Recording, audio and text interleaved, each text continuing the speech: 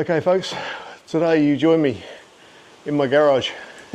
I'd much rather be riding the bike today, but today you're joining me in the garage because the old Street Bob has a little bit of a problem, which I'm hoping to fix today. So it's a pretty common fault with these bikes, and I'll run you through it. So here, underneath the fuel tank, we have the fuel check valve. And this fuel check valve has a quick release tube on it. When I can find it, I've tucked it around the back here out of the way.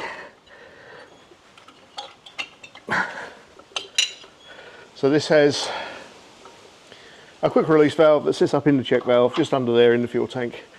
And as you can see, probably from the staining on there, which I'm going to need to try and fix, I've had a fuel leak.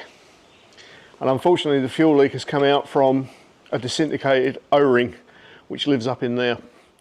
The O-ring for the high pressure line in itself is absolutely fine. There's no leaks with that at all. That's all holding fuel fine. And it's the same with the one that's actually up in the fuel valve there. That's actually holding fuel as well. So there's no issue with that. This part is virtually impossible to get from Harley-Davidson unless you buy a kit.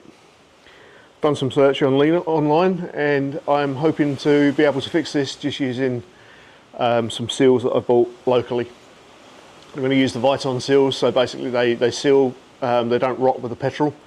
The chemical in the petrol doesn't rot the seal, and therefore it should last twice as long as the original seal that's been put in the tank. So I'll grab the camera, I'll show you some close-ups of what I mean, where the fuel's leaking and the damaged O-ring that I've managed to get out. I'll show you some of the tools that I'm going to use to try and repair the thing. Hopefully it fixes it. I guess we'll find out, won't we? Alright, I'll come back to you shortly.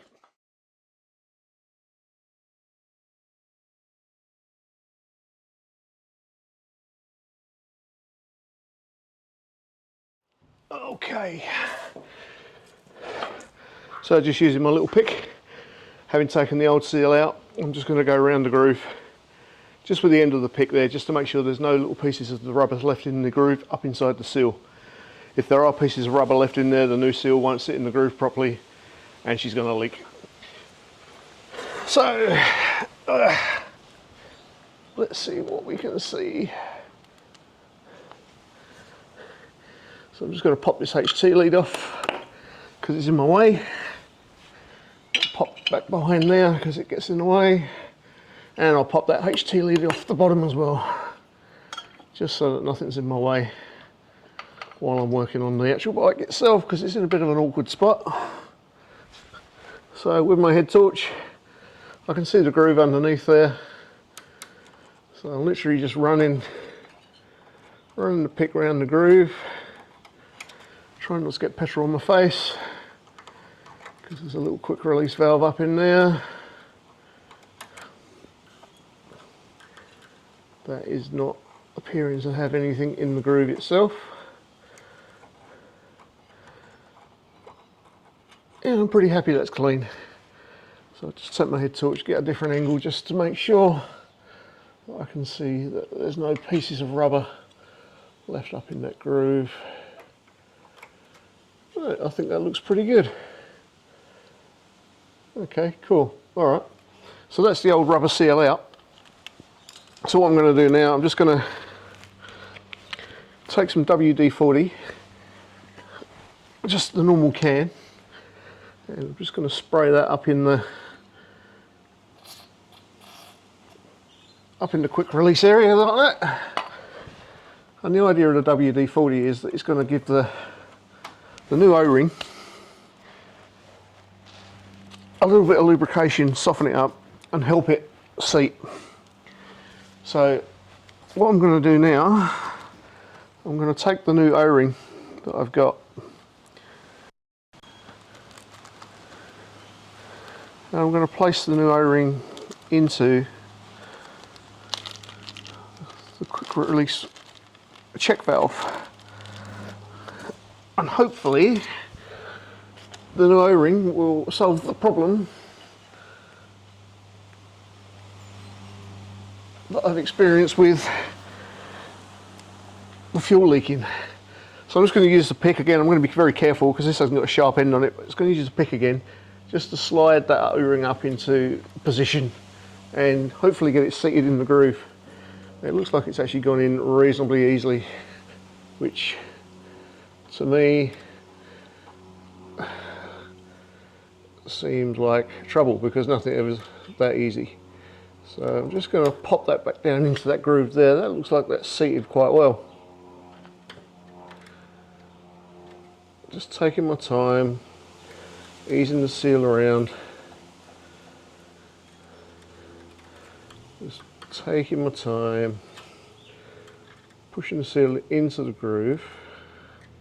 It's a little bit hard to see around the back, see if it's seated in, which it hasn't.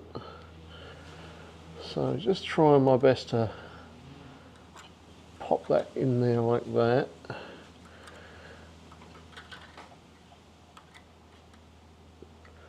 It's a bit fiddly because the seal goes in one side and as you can imagine it pops out the other side, so I'm just trying my best just to get it seated so that it sits in nicely. There is a trick that someone showed me on the internet about this, which I think I will be able to show you in a second. It looks to me like that's actually gone in quite well.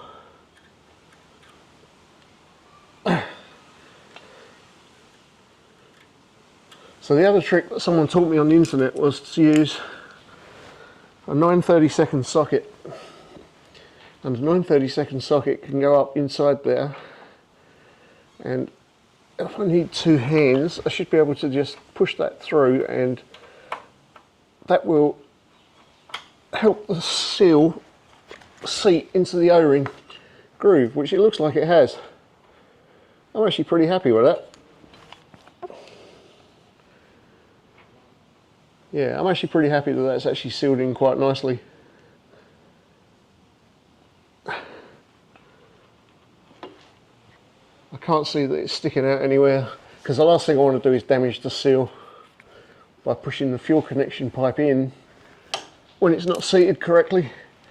And obviously the last thing I need is more fuel leaks, so I'm just being double sure that everything looks pretty good, to be fair.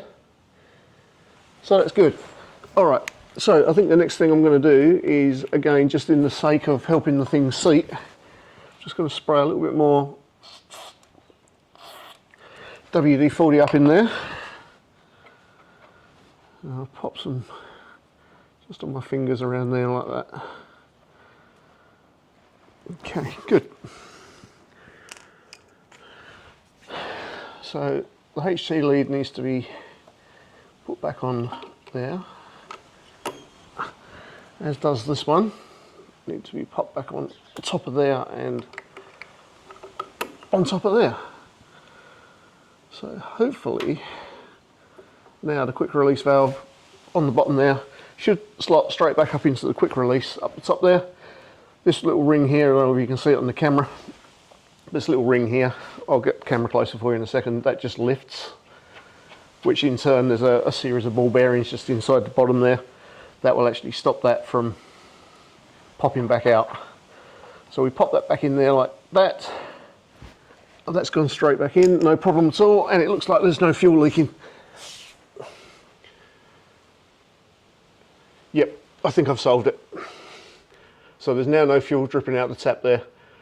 So I'll share with you what seal that I bought, what size it was, because it was a bit of a weird size. I'll show you where I got mine from, which was local to me, but it was in a place called Renseal, and they're in Dandenong.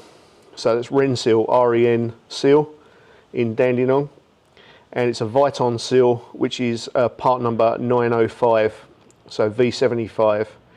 So now I believe that's an SAE size, which is 0.414 internal diameter by 0.072 cross-sectional. And that's the seal that's basically popped straight back up inside there. I have heard other stories of the oil plug seals fitting and the metric size 10mm internal diameter by 2mm cross-sectional. I haven't tried those ones, so I don't know. I've literally just gone by what I've read off the Harley forums, and this is the seal that fits for me at the moment.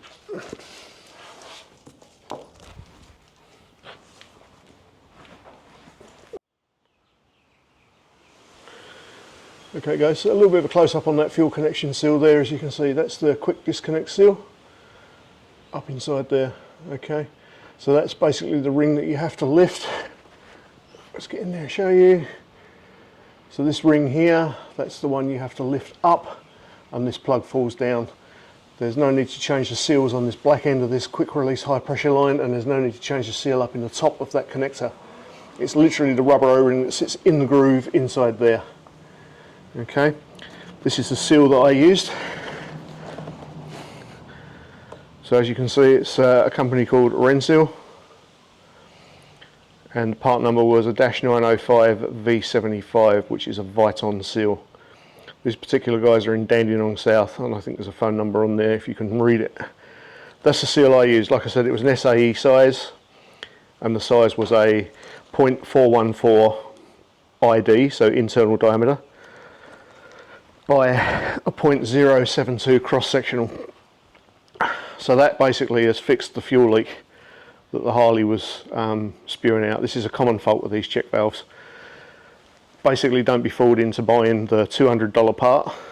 Go to your local seal shop, buy a Viton seal that size, clean out the old seal properly with the toothpicks and stuff like that. I'll show you the tools I used in a second.